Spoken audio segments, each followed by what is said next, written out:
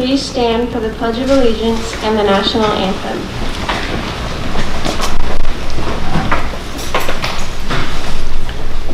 I pledge allegiance to the flag of the United States of America and to the republic for which it stands, one nation, under God, indivisible, with liberty and justice for all.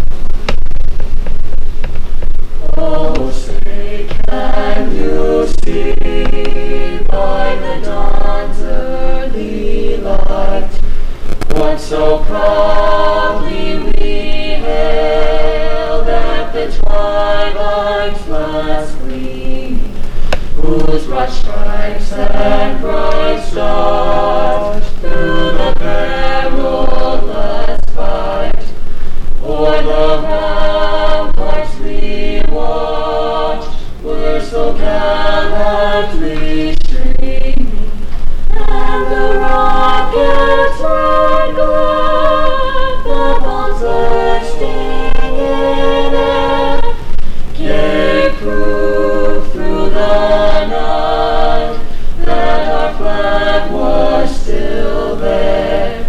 Oh, say, does that star-spangled banner yet wave o'er the land of the free and the home of the brave?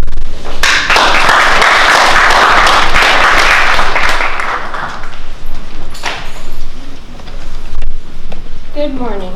We'd like to welcome our students who are here in the auditorium, our students who are in their classrooms, and our very special guest, Mr. Nick Sloan. Normally, our Veterans Day program is in the gym with hundreds of students, the band, choirs, and many esteemed guests. This year, however, the scene is very different. Our program has fallen victim to COVID, as so many other events have. While we cannot risk the health and safety of those who might attend, we also cannot let this day pass without pausing to be mindful of all those who have served and are currently serving in our military. So in addition to those who are physically present, we'd like to welcome any community members who are watching this program through the benefit of technology, especially those who are veterans. Today is still about you and about taking the time to say thank you.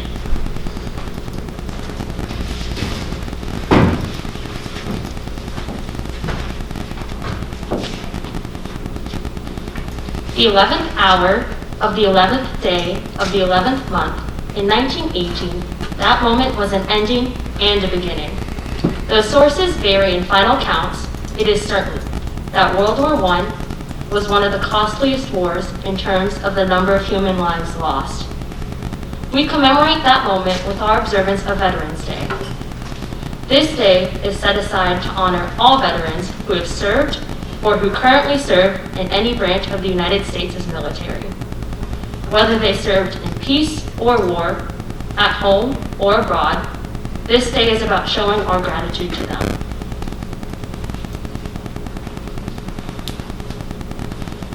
There are 17.4 veterans in the United States according to the most recent statistics from the U.S. Census. Our history is filled with the stories of these brave men and women. Some were barely beyond their childhoods when they first took their places among the ranks of our military branches. Some served in times of war. Some served in times that were free of American conflict. However, all of them served and presented themselves as willing to do whatever was asked of them.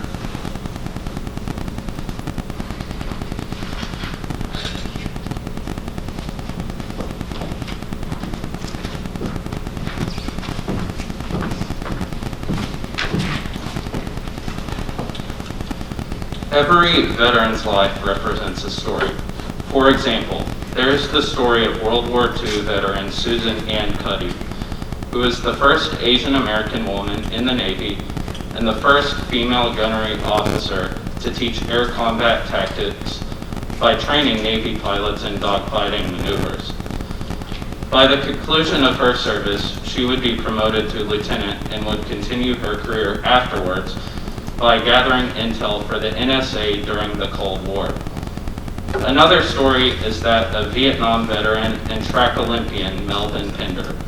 Pender's track career began when he was 25 years old and a member of the 82nd Airborne Division of the U.S. Army.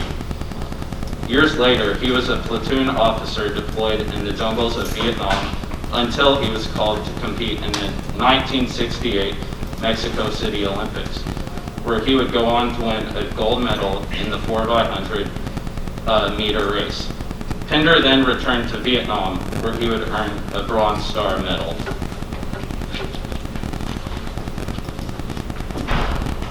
World War II veteran Gilbert Seltzer tells stories of his top-secret work with the Ghost Army, a group of soldiers whose main job was deception. This platoon was filled with artists and engineers who used fake convoys, inflatable tanks, and other creative subterfuge to fool the enemy.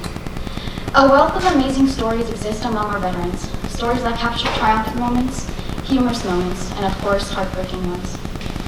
Often veterans have experienced events that they do not want to share, and we always want to respect their silence.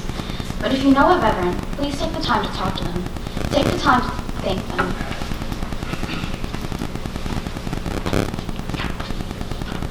If you're lucky enough to get to listen to them, no matter what their experience, your life will be enriched.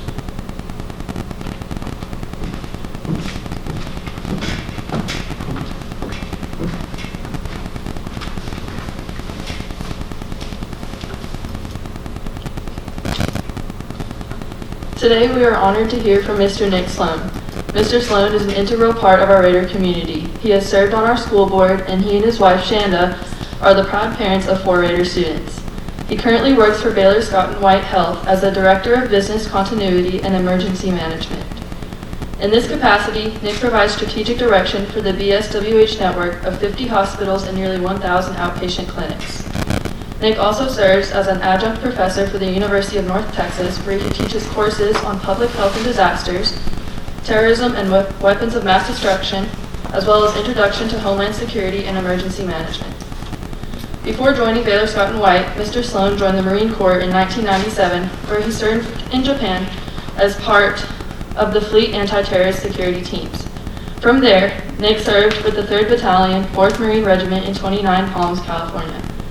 At this duty station, Nick was assigned as the machine gun section leader and eventually promoted to become the weapons platoon sergeant. Nick was also deployed to Okinawa and Guantanamo Bay, Cuba, before finally retiring from the service in 2005. Nick holds a bachelor's degree from the University of North Texas, an MBA from Baylor University, and will graduate Texas A&M this fall with a second master's in public administration with a concentration on homeland security. Please join me in welcoming Mr. Nick Sloan.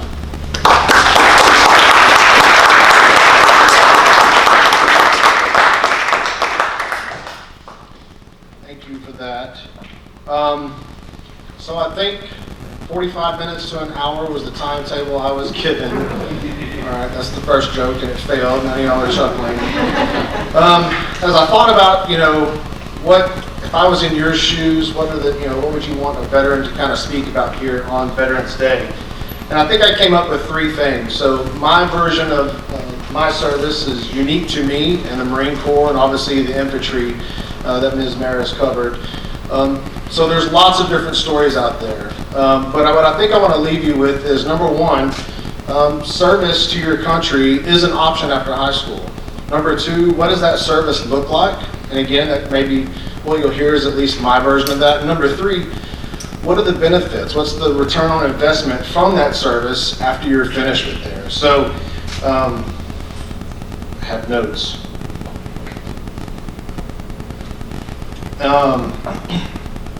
Most of you probably at this point in your academic career have a plan.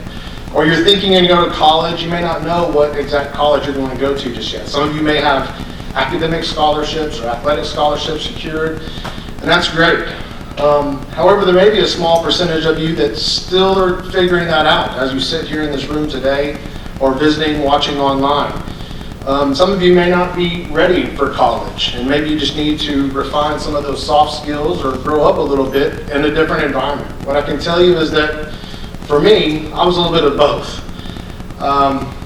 I did not know where I was going to go after high school. I was afforded an opportunity to play soccer at Midwestern State, and so that felt like a natural pick, and chased that. But what I found was that it was my first academic experience was a complete failure. I was not grown up for college. I was not emotionally ready for the thrust of new responsibilities, and I was not organized enough to really have my stuff together to keep up in the classroom academically and still be a collegiate athlete on the same side. So after about a year, I kind of decided, you know what, I need to consider this military thing. Other men in my family had served, other members of my family had served previously, and I'd always had a curiosity about it. And what I knew was that I was not succeeding in college at Midwestern State. That was number one. Number two, I could not continue to be a burden to my mother. I came from a broken home. I didn't have a father with me when I grew up. He left when I was very young. I was bullied pretty brutally in middle school. And those things shaped me and changed me into, in high school I was kind of labeled as the wild child. So I clearly needed some structure. I had no sense of purpose in my life at the time. And so the military really served as kind of an opportunity for me to grow up a little bit. I firmly believe that 18-year-olds probably do have quite a bit of understanding of what they want to do when they grow up or where they want to attend college. That was not me. And so I guess that's point number one. Give yourself some time to grow up if you're not ready for college. I think college is great. I think you should all get a bachelor's degree at the very least. But if you're not ready for it, the military and the service to your country serves as maybe a bridge to that future at some point. So what was the military like? Again, Ms. Maris kind of covered a little bit of what I did. It's a journey. I mean, I've been able to literally travel to several countries and see different sites across our globe that I'll probably never get to go again, or had I not joined the Marines or joined the service, I probably would have never been able to go. I was afforded cool training opportunities, learned mixed martial arts, learned how to knife fight, learned how to make explosives and shoot machine guns. I also learned 7 different foreign languages. Now, it's all the same phrase in the 7 foreign languages, get down before I shoot you, but I learned that 7 different ways for different countries. I have all kinds of stories that I could tell you, and if we had hours or days, I could fill the room with just stories about how a Cuban soldier jumped a fence in Guantanamo Bay, armed with an AK-47 and several magazines.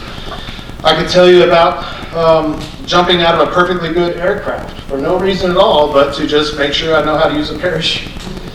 I could tell you about going through cold weather survival school and jungle warfare training and desert survival school, and how we had to poop in red buckets because you can't leave your waste or the enemy will find you. And then I could tell you how one of my friends tricked me into carrying the pack with all the poop in it back down the slopes with skis on, scared to death I was going to hit a tree. All of these things, scoring the game-winning try against the Australian Navy rugby team. All these experiences and life lessons are something that I think is, obviously that was unique to me, but it's really where the rubber meets the road in terms of where I was able to grow up, where I was able to kind of find my purpose and test my mettle in life in general. And yes, the context of that was military, but in that structured environment, I absolutely thrived. So how has that really shaped me, or how has that benefited me growing up now? 43 years old, have married my high school sweetheart, 4 beautiful kids that I'm super proud of. But my sense of duty, I found a fulfillment in all of that, and have been able to parlay that into a new career now in the civilian world that is similar, not identical, but it similarly helps me protect those who are weak, helps me serve those who are vulnerable in our community through the organization I work for today. I was able to secure, because afforded the GI Bill, the college benefits that you receive after service in the military, was able to use that to get my undergraduate at the University of North Texas. And as Lena described, I was able to again, take another step at that and get an MBA at Baylor University, and now I'm wrapping up another master's in Homeland Security at Texas A&M. But the core principles that I learned in the Marine Corps, honor, courage, commitment, have stuck with me today. Those are things that I still apply in every walk of life. Those things are obviously grounded in my faith and belief in Jesus Christ. But the way that I choose to engage or encounter my job, my children, are really based on those core beliefs. The 13 leadership traits. Memorize with the acronym JJ Did Tie Buckle. Those things have all remained with me and served as qualities that I would hope to exude and continue to impart that wisdom among others. So, lastly, as I'm kind of wrapping up here, I just want to leave you with this thought or this idea, I guess. People ask me all the time, what does Veterans Day mean to you? And I think most people, they jump on Veterans Day and they think about others that have sacrificed and paid the ultimate price for our country, for their freedom. And that's natural, of course, but that's Memorial Day. That's what that day is reserved for. For Veterans Day, I mostly think about my brothers and sisters that I served with. I mostly think about those stories that I kind of told you, about the Japanese boat race, that a bunch of ragtag Marines jumped into a Japanese boat crew and took second place in this 3-mile race. We had no business being on the water in the first place, other than the fact that we could swim. But we have those calls. Yesterday was the Marine Corps birthday. Today is Veterans Day, and we've had nonstop calls and texts and messages on Facebook, and we think about all those stories. And that's what Veterans Day, I think, really means to me. But I think what I also think about, and again, this may be just specific to my story or my experience, as I think about that young 18-year-old kid who had no sense of direction, who was really needing a purpose in life and looking for a calling. And I was able to find that through the military. And then as I reflect on what that looked like, the years, now decades, gosh, I can say that, preceding my service, it makes me proud to know that I was able to, through adversity, fight through and find that sense of purpose, my sense of belonging and my sense of duty, and really be able to notch out a career and I think a life that I'm quite proud of. So I'm rooting for you guys. Your seniors, congratulations to making it up to this point. So super proud of you guys. That probably can't be said enough. It happens so fast. And you're going to look back in 5 or 10 years and think, wow, I used to be a senior in high school. It's a big deal. And I'm proud of you guys. Congratulations for making it here. I wish you the best of luck in everything and anything that you pursue.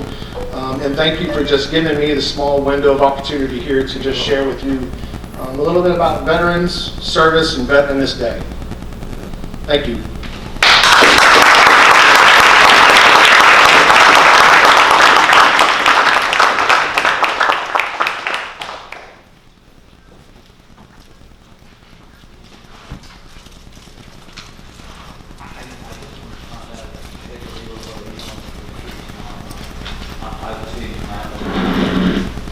Thank you so much, Mr. Sloan, for taking the time to share with us today. We appreciate your service to our community and our country. As we end our program today, we'd like to encourage our students to do a couple of things. First, if you know any veterans, a family member, a neighbor, or a family friend, take the time to thank them. No matter when or where they served, and they served you. Be mindful of that gift you were given. Second, learn from and follow the example of so many veterans who put the needs of others above themselves. Selfishness is an easy choice. Being servant-minded is harder, but it is the higher road and well worth taking. We'd like to thank Mr. Sloan again for taking the time to be here with us and for his service to the United States Marine Corps. And finally, to the veterans who may be watching, we want to make sure you know that there will be a ceremony in your honor this evening on the front lawn at Town Hall. At 5:15, a flyby will be conducted by an old World War II airplane, a T-6 Texan, courtesy of the Kavanaugh Flight Museum in Addison. The ceremony itself will begin at 5:30. You are asked to wear a mask as a precaution. We are immeasurably thankful to you for your service, and we recognize your invaluable contribution to our community and to our country. We hope you have a wonderful Veterans Day today. Thank you.